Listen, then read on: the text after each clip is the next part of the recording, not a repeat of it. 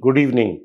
Today I want to talk to you about the craze for shares, especially in IPOs. And I wanted to explain to you why this craze appears. In one of the various editions of the classic text Intelligent Investor, the person who edited it called an IPO as an imagined price only. This is true. You can call it imagined or imaginary price only. Because when interest rates are zero or nearly negative, then stock prices tend to defy gravity. And worldwide, interest rates are at extremely low levels.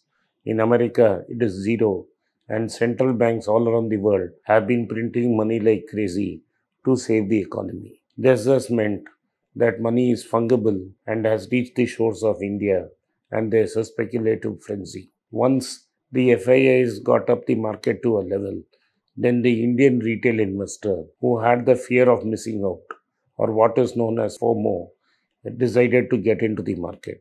Now it has become a crazy market and a speculative bubble is emerging. This is true of IPOs also, where most people play the game only for listing gains. That is, they will subscribe to an IPO, and in a lottery, if they get an allotment, they will sell it on the first day when they get the money and they can make huge returns. Since there has been huge liquidity in the market, most of the IPOs that have come in this period have made fabulous listing gains. So, what happens is people put in their money, and the day stocks lists on the market, it is sold and people pocket their gains. Now, this is normally what happens. But today, there is also a question of leverage, and this happens especially in the HNI markets. SEBI and RBI, to limit the speculative frenzy, have said only 1 crore can be lent to an individual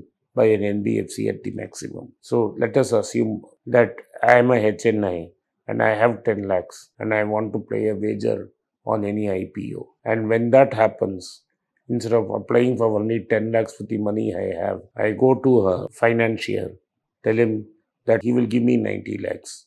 So I have 1 crore. For 10 lakhs of my money, 90 lakhs of the money from the financier, and I subscribe to 1 crore worth of shares. On the day the market lists, I have to sell my shares and pay off the financier. If I do not get any allotment, the financier takes his money with a small interest. The interest in this market was usually 10%. With a lot of IPOs coming, such as Policy Bazaar, Paytm, and Nayaka, there is going to be a mad scramble for funds. Already, HNIs are complaining. Interest rates have gone up from 10% for IPO financing to 13%. These financing is for a 7-day period. That is, they will give me the money today, and the day it is listed, either I settle the money or they will sell the stocks. If there is a loss, it is again they will recover it from my margin money. So if a stock lists 10% down on trading day, I'm completely wiped out and the NBFC is protected. Since now speculative bubble has formed and people are speculating on all stocks, we have now reached a stage when NBFCs are now say reportedly raising 2 lakh crores to fund this gambling instinct of high net worth individuals. Now, where is this 2 lakh crores coming from? What NBFCs do is they float a commercial paper for 7 to 10 days. This is normally priced at 5%, but with growing demand for money, this has gone to 7%. It is the same debt fund to which HNIs have subscribed will fund the NBFCs at a rate of 6.5 to 7%. So basically, I put my money in a debt market fund. The debt market fund will charge me a fee for managing my money and lend that money to NBFC at 6.5%. The same NBFC will mark up the interest rate to 13%, which was my money originally coming through the debt market fund, and charge me 13%.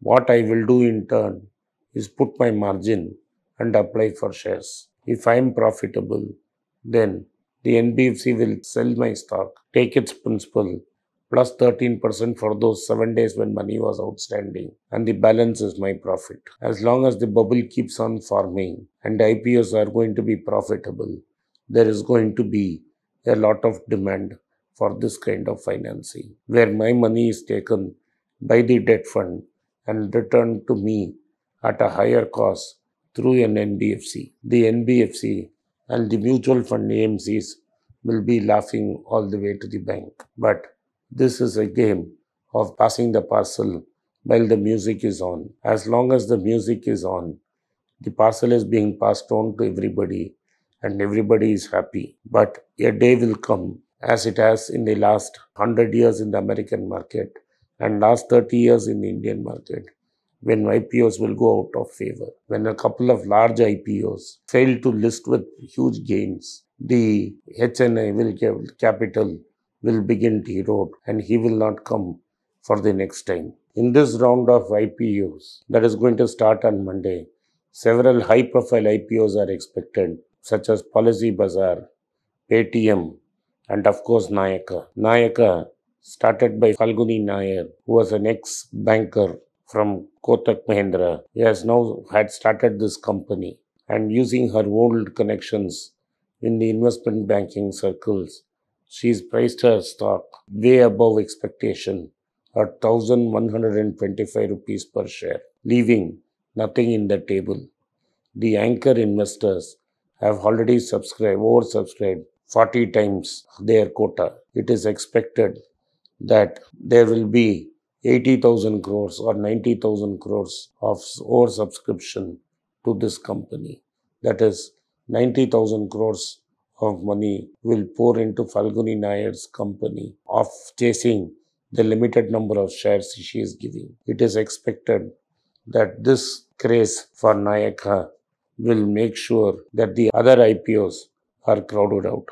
This is the reason that NBFCs are floating 2 lakh crores worth of commercial papers, which will be subscribed by banks and mutual funds to enable this betting frenzy to continue. Thank you for watching. Be rich. It's a great privilege and honor that so many of you in thousands have subscribed to my channel and have supported me.